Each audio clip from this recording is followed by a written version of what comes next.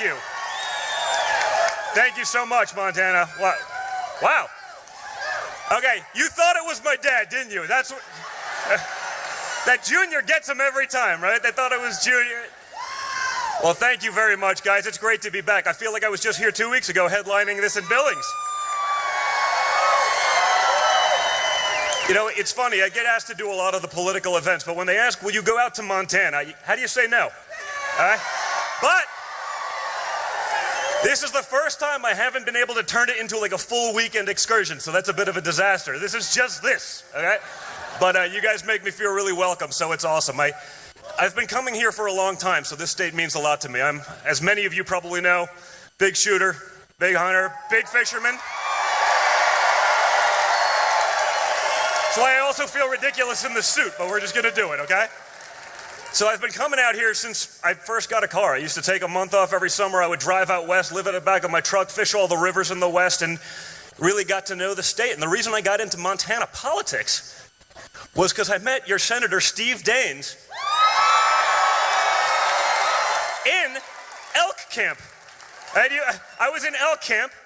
I brought my little son out. This was Thanksgiving a couple years ago, my 6-year-old at the time. We were doing a good little family father-son trip and ran into Steve. And we started talking. What do you think? Did I shoot one? Come on, man. Come on. Unlike John Tester, who only started buying hunting tags when the GOP called him out for not being a hunter. You know that he went 15 years without a hunting license and he pretends to be like he's a hunter, right? He went 15 years until they called him out for it. That's why we call him Two-Faced Tester. You can't say you're one thing, you can't show up in Blaze Orange but haven't bought a hunting license in 15 years. That doesn't work in Montana, right?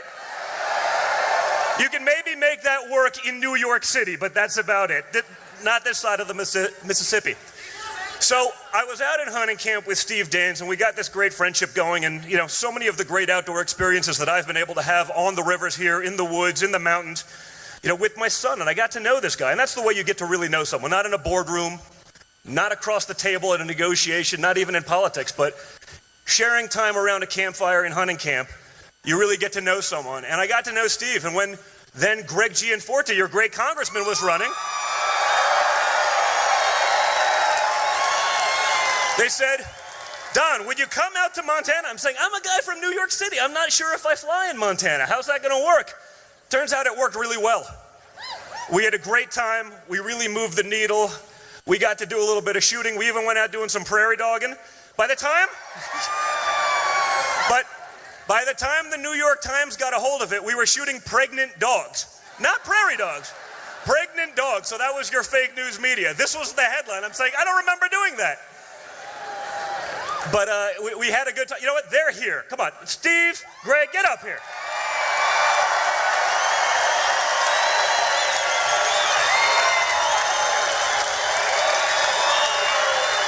These guys are the real deal. I've gotten to know them, again, in hunting camp, having a good time. Why don't you say something, okay? He can maybe vouch for some of my New York cred, okay? Let me tell you something. Donald Trump Jr. is a heck of a shot. You don't want to get into shooting on this guy. He is a great shot. But I tell you what, every morning I wake up and I say, thank God Hillary Clinton is not president of the United States.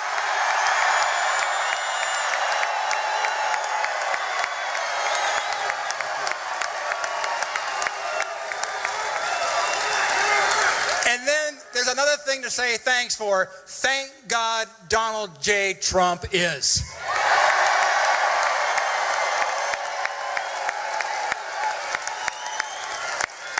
So I want to thank you, Don, for making the trip out here today. I want to thank you for bringing your dad along.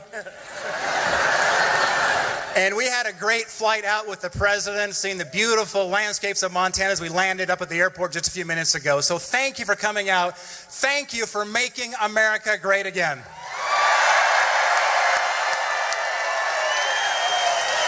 Well, while we have a Greg, come on, you got to say a couple words also. Yeah. Thanks, Don. Hello, Montana! Well, I got really clear marching orders from you all. That was to protect our precious way of life and drain the swamp. I am proud to serve with this great president, but we got some more work to do. His leadership, this president, has given this country hope again.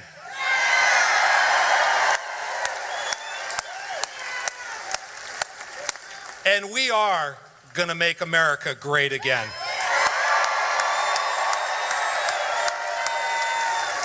I am honored to serve as your only voice back in the House. God bless you and God bless this country.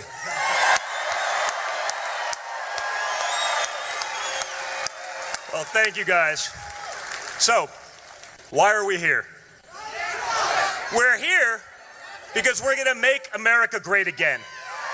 When you look at what's going on in this country right now, we're winning for the first time in a long time. The people of Montana, they got it. They saw it in 2016. They saw what was going on. They had heard the lies that had been fed time and time again by our representatives in D.C., and they voted to put someone in there who was actually going to take on that system. Someone who was actually going to fight for America. Someone who was actually going to put America first.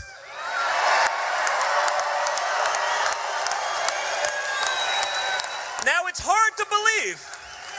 It's hard to believe that we live in a time where talking about putting Americans first is like a bad thing, right? I mean, I feel stupid when I turn on the TV and I'm listening to these people. People in far-off lands who hate our guts. They hate our freedoms. They hate our religion. They hate everything about us. These people are more concerned about their feelings, that's a big deal these days, their feelings than they are about the safety and well-being of our kids and grandkids. And that doesn't work. When I look at the Democratic platform, I say, I don't know. I'm looking at the numbers. I see what's going on. I see all-time low unemployment, the greatest job reports ever. When the New York Times says, we don't have the words to describe how good these job numbers are, trust me, that was not easy for them to write. They didn't like it. Not one little bit. I'm saying, what is the other side's platform? Hate is not a platform. Hate doesn't put food on the table. Hate doesn't educate your kids. Hate doesn't keep you safe.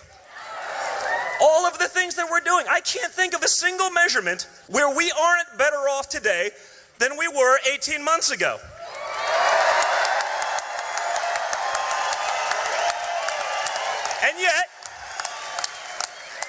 And yet, they run on this platform. Everything Trump does is terrible. If Donald Trump came out in favor of oxygen, the Democrats would say, we are against it. Maybe a good tactic. I'm just kidding, because they'll say I'm trying to kill people. But this is where we've gotten, okay? When I look at John Tester in this race, he says all the things he voted for Trump on. You're right, take full-page ads. But wait a minute. Where was he on Justice Gorsuch? Where was he on sanctuary cities? Do you want Montana to be a sanctuary state?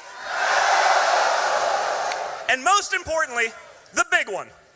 Where was he on tax reform? Okay? You know where he was? He was with Chuck Schumer and Nancy Pelosi. He was nowhere to be found. The big one. The one that puts money in your pockets. The one that allows you to take care of family. The one that put food on the table. He wasn't there for that one, and he said it was one of the expletive, worst bills ever put before the Senate. Think about that. The bill that is allowing all these companies to bring back this money, that is paying bonuses to all their employees, that is employing tens of thousands of people, all-time low job numbers. All those positive things because of this bill, he was against it. Remember that, because when all this California money, when all this New York money starts pouring into this race to feed his campaign and those lies, remember where he was. Remember to stay motivated, because the one thing is, I see a lot of Trump people in this room.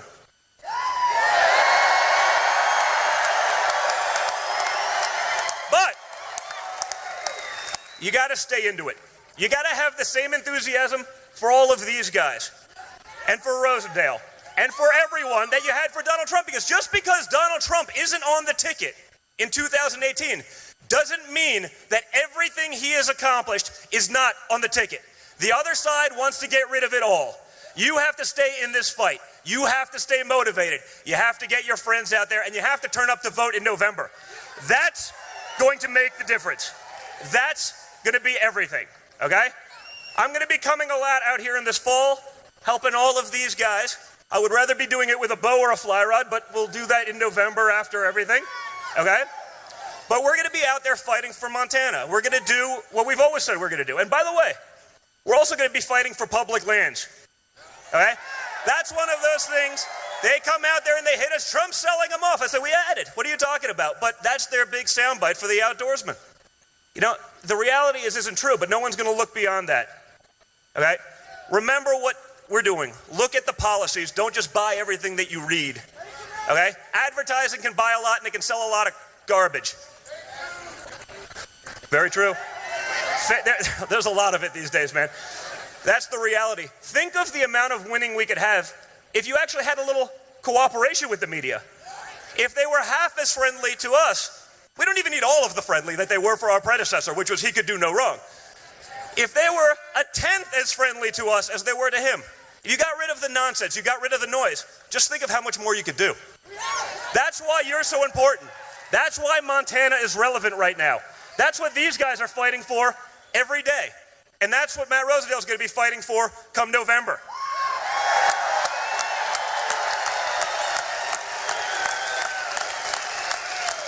I want you to remember that. I want you to remember what was in your hearts in November in 2016. Keep that going. Keep that fight. Keep that spirit. Get out there. Bring your friends. Make sure you send the message to Washington, D.C. that you want DJT to continue what he's doing. This is what's going to help our kids, our grandkids, and as the father of 5 young kids, I want to leave an America that we know, that we've gotten used to, because the one I see on TV these days, it's a foreign country. Okay? Remember it. Keep that spirit and that fight in your heart. And thank you very much for having us out here and being so welcoming. It's awesome to be here. Thank you very much, Montana. Thank you.